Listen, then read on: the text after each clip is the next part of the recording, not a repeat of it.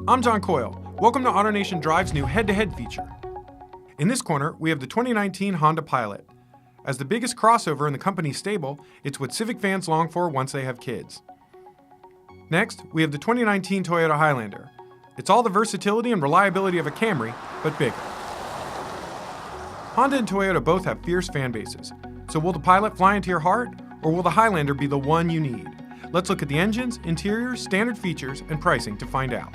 First, let's look at the powertrains. All Pilots come with a 3.5-liter V6, which is good for 280 horsepower.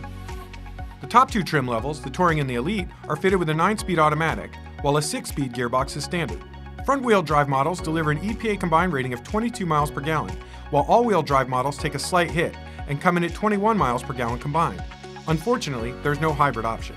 Toyota's Highlander has more choices.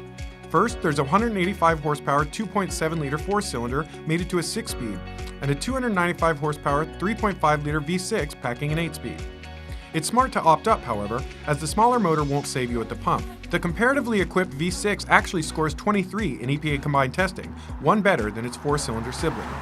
Even in all-wheel drive spec, the V6 still manages to tie the front-wheel drive 4. But if you're looking for the best fuel economy, the hybrid, with its 28 mile per gallon EPA average, predictably does best of all. With 306 combined ponies on tap, it's also the most powerful. So the Highlander has more power and similar fuel economy. Plus, Toyota also offers a hybrid model, and that earns Toyota the win here. Now, let's look inside the cabin. It says something that the most talked about addition to the 2019 Pilot is a volume knob, because the cabin is otherwise dialed. While it doesn't have the flash of some competitors, the interior feels cavernous, and even third-row passengers won't feel cramped, as there's nearly 32 inches of legroom. In comparison, the Highlander's way-back passengers get only 28 inches, and there are only 3 sets of latched car seat connectors, while the Honda features 4. Without the seats folded, there's 13.8 feet of cargo space behind the back row, and with 16 cubic feet, the Honda beats it here too. Though with everything folded down, both have about 84 cubic feet of space. While both vehicles are family-friendly people movers, the larger third row, extra latch points, and slightly better cargo space make the Honda the winner here. In this segment, infotainment tech is far more important to buyers than 0 to 60 times, and both the Pilot and the Highlander offer a host of goodies in that department. All Pilots come with Bluetooth and USB connectivity. Upgrading to the optional Honda Link system means an 8-inch touchscreen, 10 speakers, and support for the ever-popular Apple CarPlay and Android Auto. At 8 inches, the Highlander's upgraded infotainment system is comparable to the Pilot's, and there's also a PA system, so you won't have to yell when you're threatening to turn around the car. But unfortunately, Apple CarPlay or Android Auto isn't available at any trim level. While both systems will accomplish the same tasks, we think the absence of Apple CarPlay and Android support tips the scales in the Pilot's favor, so we're giving the win to Honda here.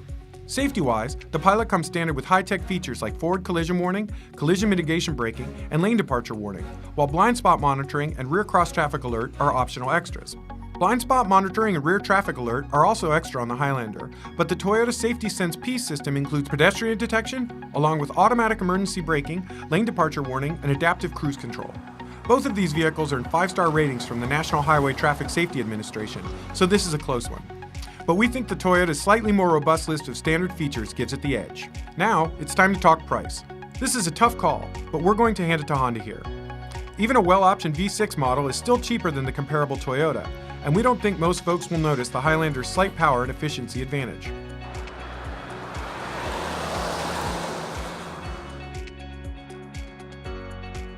This is another tough choice, as both companies have reputations for making well-designed vehicles that are as reliable as the sunrise. But we think the Honda wins overall. While the Toyota has a slight edge in safety tech and drivetrain choices, we think the Pilot's roomier cabin, available Apple CarPlay and Android Auto, and lower price make it the winner. But if you want a hybrid, the Highlander is going to be your only bet.